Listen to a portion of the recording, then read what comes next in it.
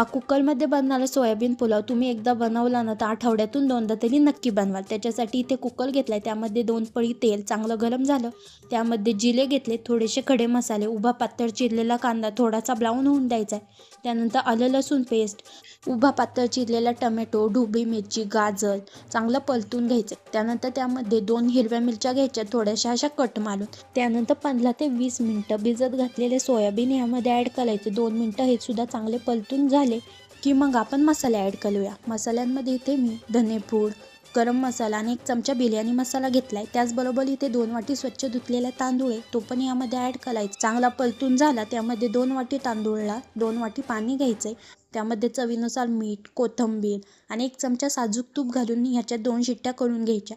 2 शिट्ट्यामध्ये पुलाव चांगला शिजतो, मनाने वाफ जाऊन द्यायची। असा जबरदस्त पुलाव तुम्ही एकदा नक्की ट्राय करा आणि व्हिडिओ आवडला असेल तर माझ्या चॅनलला सबस्क्राईब करा। धन्यवाद।